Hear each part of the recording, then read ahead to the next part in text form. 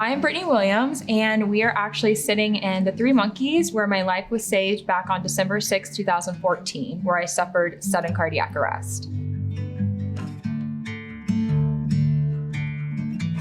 At the time, I was working 2 jobs. I just graduated college, so of course I was under a lot of stress. So at the accounting firm that day, it was tax deadline, stressed out.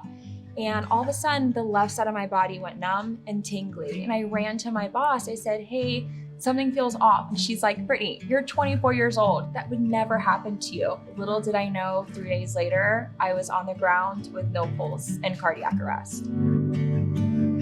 Every year after Thanksgiving, my family and I come to New York City. The trip was normal. We were sightseeing, shopping. That night, Florida State football was playing in an ACC championship football game. So we're like, how cool, we can go to an FSU restaurant and watch and support the Seminoles in the big city. In about 5 minutes of getting here, my parents looked over and they thought I was having a seizure.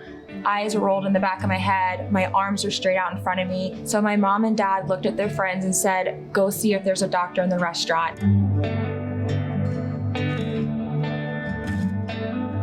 A lot of people don't get to meet the guys that saved their life and thank them, because if it wasn't for them, I would not be sitting here and sharing my story. Oh my God.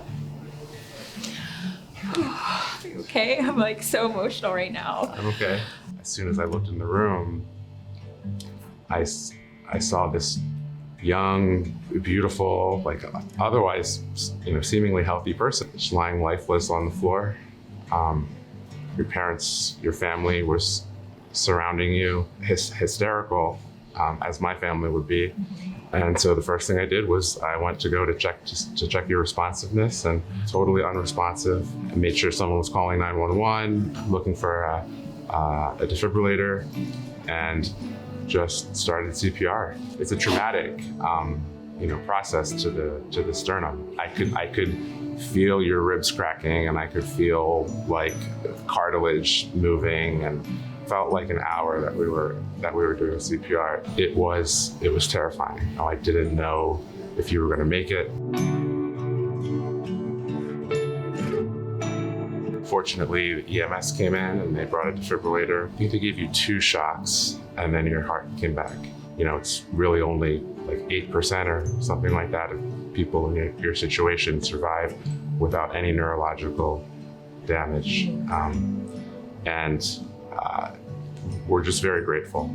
I was placed in an induced coma because I aspirated during the cardiac arrest, and I had no idea that I was even in a coma until I woke up and I was hooked up to a ventilator. I was staring at my doctors, my mom and dad, and all these nurses, and I knew something terrible had happened, but I couldn't speak.